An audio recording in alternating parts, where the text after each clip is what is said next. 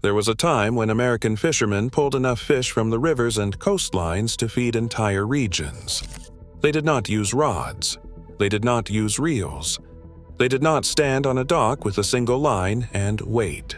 They used tools that modern Americans have never heard of. Tools so effective that the government eventually stepped in and banned them outright. Not because the men using them were criminals, because the tools worked too well. The fish did not stand a chance, and for a long time, neither did the rivers. Every tool on this list was invented by practical men solving a real problem. The problem was how to catch more fish, faster, with less effort. They solved it, and then the fish ran out. Number 1 on this list is the tool that did more damage to American fisheries than almost anything else in history. It took decades of scientific evidence, thousands of miles of empty water, and the near extinction of entire species before anyone stopped it. Let us get into it. Number 7. Small lead fishing tackle. Before 2011, the average American angler bought lead sinkers the size of a pencil eraser by the handful at any bait shop in the country. They were cheap, they were effective, and nobody thought twice about dropping them into the water. A lead sinker weighing less than 1 ounce sat on the bottom of a lake or river, slowly dissolving into the sediment around it. Waterfowl, particularly loons and swans, ingested the sinkers while feeding on the bottom. The lead poisoned them. A single sinker was enough to kill a common loon within days. Wildlife biologists in the 1980s and 1990s began documenting loon population collapses in the northeastern United States and traced the die-off directly back to lead tackle. States like Maine, New Hampshire, and Vermont banned small lead fishing weights first. The federal government eventually followed with restrictions under the Toxic Substances Control Act. Most anglers made the switch to tungsten and tin sinkers without much protest. The fish were indifferent. The loons were not. The tackle itself is still made in some markets, but the version small enough to kill a bird on contact is gone from most American waterways. A small erasure from a tackle box that most fishermen never noticed. Number 6. Small mesh nets. A net with a mesh opening small enough to catch juvenile fish was once completely legal across most of American inland waters. Commercial fishermen used them on the Great Lakes, on major river systems, and in coastal estuaries throughout the 1800s and well into the early 20th century. The logic was simple. A tighter mesh meant a fuller net. What the logic ignored was that every juvenile fish caught in a small mesh net was a fish that never reached spawning age. Every walleye pulled from a river at 3 inches was a walleye that never grew to 3 pounds. The damage was not visible in a single season. It accumulated over decades. By the time state fishery commissions began measuring the collapse of certain freshwater populations in the 1920s and 1930s, small mesh commercial netting had been operating for 60 or 70 years in some watersheds. Minimum mesh size. Regulations came slowly, varied by state and species, and were fiercely opposed by commercial interests who had built entire businesses around gear they now had to abandon or replace. The mesh sizes that survive in legal use today are sized to let the juveniles pass through. The ones that did not survive regulation are gone from legal commerce. What they took with them is still being rebuilt in some river systems more than a century later. The men who ran those nets were not thinking about the next generation of fish. They were thinking about the next season's haul. That distinction is the reason the regulations exist. Number 5. Unmodified bottom trawls. A bottom trawl is a net dragged along the seafloor by a vessel moving forward. It catches everything in its path. Shrimp, flounder, cod, halibut, sea turtles, juvenile fish of every species, coral structures that took centuries to form, all of it swept up and sorted on deck afterward. The bycatch, meaning everything caught that was not the target species, was simply thrown overboard, dead or dying. Unmodified bottom trawls with no turtle excluder devices, no bycatch reduction devices, and no mesh size restrictions operated freely in American coastal waters from the earliest days of commercial fishing through most of the 20th century. The damage to deep water habitats along the Atlantic and Gulf coasts was documented by marine researchers in the 1980s and found to be severe, and in some areas effectively permanent. The Magnuson-Stevens Fishery Conservation and Management Act of 1976 began the process of bringing trawl gear under federal regulation. Turtle excluder devices became mandatory in shrimp trawls in 1990. Additional bycatch reduction requirements followed through the 1990s and 2000s. The unmodified trawl in its original form is now illegal in most American federal waters. What replaced it is still a bottom trawl. It just has more required openings for the things that were never the point. The corals crushed beneath a trawl door do not grow back in a single regulatory cycle. Some of the deepwater structures destroyed off the New England coast before regulation will not recover within any living person's lifetime. Number 4. Explosives and poisons. For a period in American history that most people find difficult to believe, it was entirely common in rural areas to stun or kill fish using dynamite, rotenone, or quicklime dumped directly into streams and rivers. Dynamite fishing, sometimes called blast fishing, worked by detonating a charge in or near water, which created a shockwave that ruptured the swim bladders of fish within the blast radius. The stunned or dead fish floated to the surface and were collected by hand. It was fast, it was efficient, and it was catastrophic. The shockwave did not distinguish between target species and non-target species.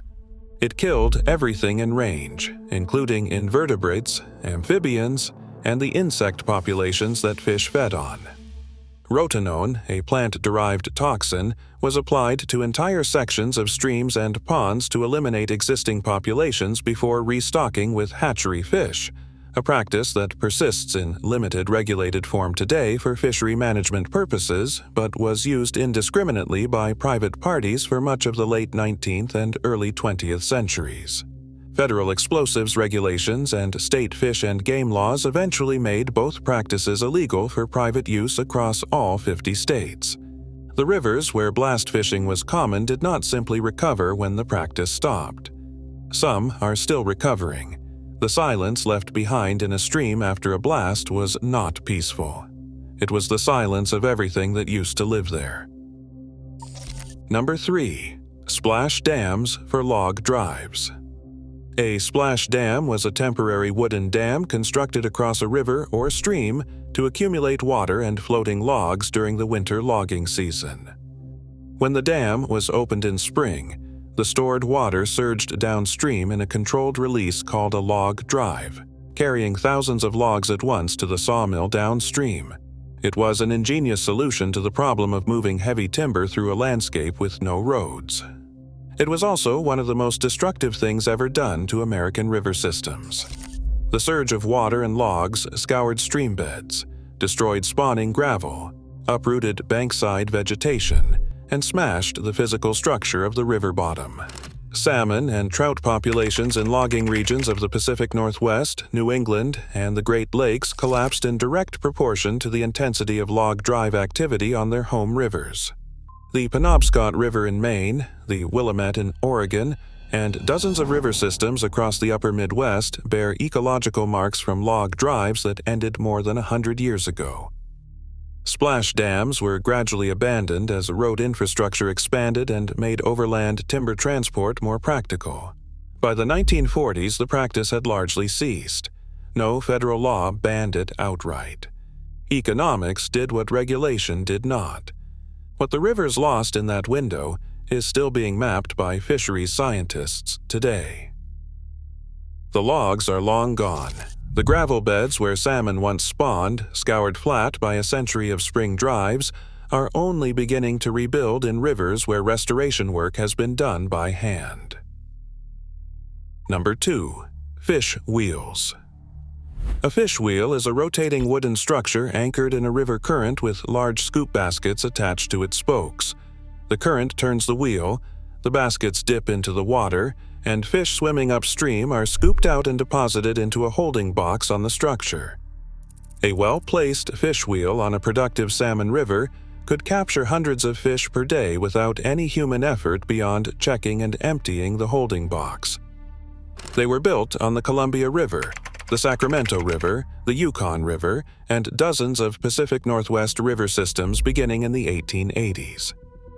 On the Columbia River alone, cannery operators installed so many fish wheels by 1900 that the river was effectively a continuous trapping system during salmon runs. The wheels did not target a specific size or species. They scooped whatever swam through. The Chinook salmon populations of the Columbia River dropped by estimates of 80% or more between 1800 and 1925. Oregon banned fish wheels on the Columbia in 1926. Washington followed the same year. Federal protections under the Early Endangered Species Framework eventually extended the prohibition across other river systems. The physical structures rotted away within a few seasons of being abandoned. The salmon populations they depleted took far longer to begin returning, and in some rivers they have not returned at all. A fish wheel that ran 24 hours a day needed no fishermen standing at the bank. It needed only a river with current and a run of fish moving through it. It was the first fully automated commercial fishing machine. And like most things automated for maximum extraction, it had no way to know when to stop. Number 1. Large-scale drift nets and gill nets. A drift net is a wall of netting suspended vertically in open water, drifting with the current, designed to entangle fish by their gills as they swim into it. In its modern large-scale form, a single drift net can stretch for 30 miles. A fleet of vessels setting drift nets across a major migration corridor can intercept an entire population of fish in a single night. American commercial fishing fleets in the North Pacific and along both coastlines used large-scale drift nets and pelagic gill nets through much of the 20th century to target salmon, albacore tuna, and squid. The bycatch rates were extraordinary. Dolphins, sea turtles, seabirds, juvenile fish of non-target species, and marine mammals became entangled and drowned in the same nets designed for a single target. Scientific surveys in the North Pacific in the 1980s documented tens of thousands of non-target animals dying in driftnet fisheries annually.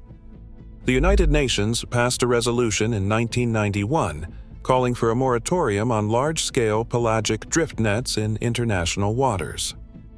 The United States banned large-scale drift nets in federal waters through the Driftnet Fishing Prohibition Act of 1992. Some coastal states maintain restrictions on gill net size and placement in state waters that continue to be refined. The tool itself still exists in smaller regulated forms used by subsistence and small-scale commercial fishermen. The 30-mile wall of netting that intercepted entire ocean migrations is gone from American waters. The species it nearly eliminated are still being counted. 7 tools. None of them illegal when they were invented. None of them designed by men who wanted to empty the rivers and the sea. They were designed by men who wanted to fill a net, feed a cannery, drive a log to a mill, or bring home enough fish to sell. The damage was not malicious. It was cumulative. It happened over generations, slowly enough that no single man could see the whole picture from where he stood. What ended each of these tools was not a change of heart. It was a threshold, a moment when the fish were gone enough that even the men who caught them could not ignore what was happening.